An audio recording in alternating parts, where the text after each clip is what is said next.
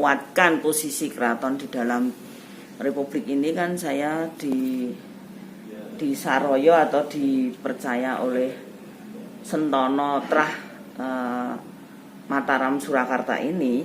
Akhirnya kan saya harus bicara ya apa yang ada di dalam Mataram Islam Surakarta ini. Jadi saya menyampaikan paugeran dalam arti di sini adalah konstitusinya, hukumnya adat itu seperti apa, ini yang saya sampaikan.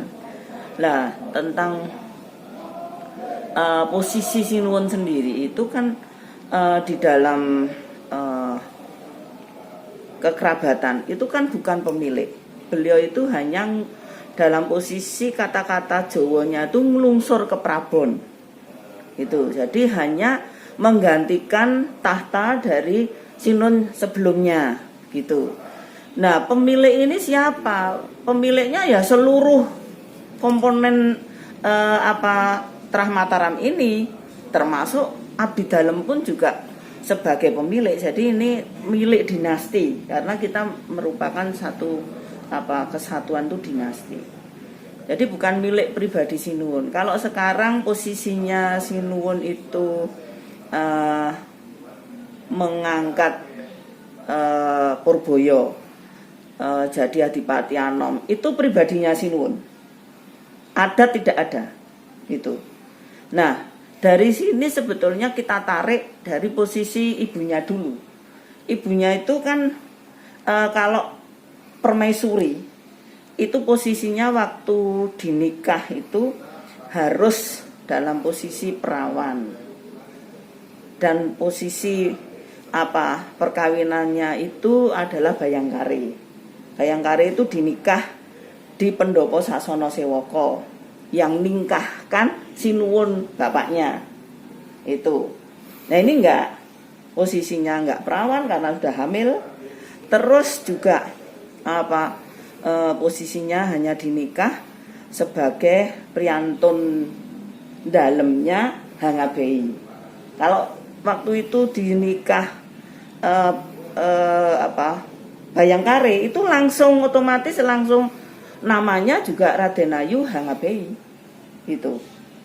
Nah, seperti adik-adiknya yang di Bayangkari itu Gusti Hadi istrinya, terus Gusti Tejo, Gusti Dipo, Gusti Darsono, itu Bayangkari semua. Itu langsung namanya sama gitu.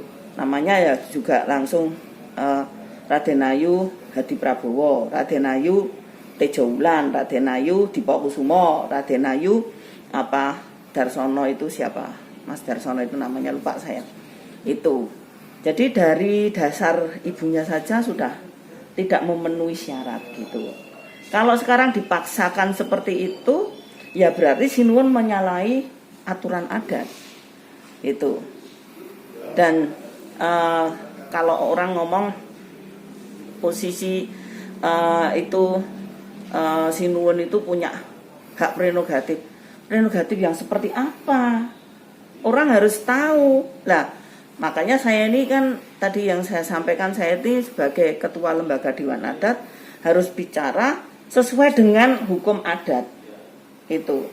Kalau saya nyimpang, kalau saya mengiyakan apa yang dilakukan Sinuwun PB 13 ini, saya dipendung wong akeh gitu. Karena kita akan posisinya lembaga Dewan Adat itu menjaga keraton secara utuh. Secara utuh itu ya dengan hukum adatnya gitu. Nah, pastinya juga aturan-aturan yang sudah ada itu harusnya dijaga, dan kalau toh ada penyimpangan kemarin itu oleh pengageng-pengagengnya, itu kita luruskan itu di era sekarang. Jadi jangan seenaknya saja dia ngomong sebagai anak keturunan Mataram atau apalagi anak Sinuwun ya, istilahnya ring 1 gitu, dari grad 1 itu udah menyalahi aturan, ya harus berani ya meninggalkan semua yang jadi haknya sebagai anak keturunan itu gitu. Ini kan Mataram Surakarta ini Mataram Islam.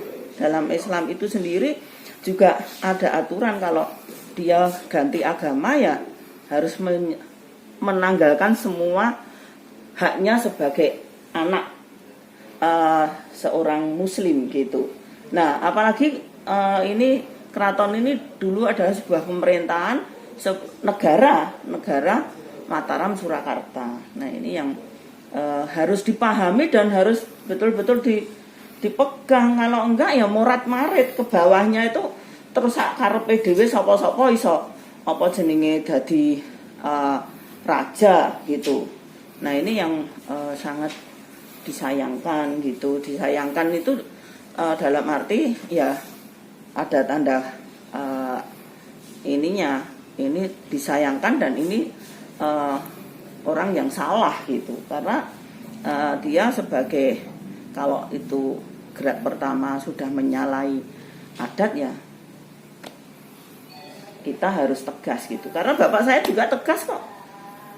Kalau kita yang pertama yang kita kesalahan nikah dengan lain ras gitu yang tidak dibolehkan kan udah ada aturannya ya ditatani itu dijatuhi hukuman itu sampai berapa puluh tahun. Adiknya sendiri saja tidak dalam perkawinan walaupun juga dari orang Islam tapi untuk duda itu nggak boleh itu dijatuhi sampai 20 tahun baru diberi ampunan itu diberi ampunan tahun kemudian meninggal udah selesai.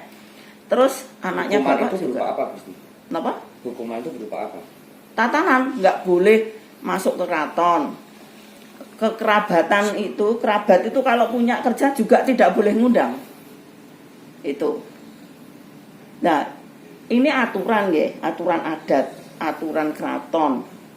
Lah kalau pada dilanggar, ya itu sekarang ojo ngaku lah gitu. Karena kita itu dalam posisi terutama grad pertama itu udah istilahnya dicap ini kamu aturan kamu seperti ini gitu.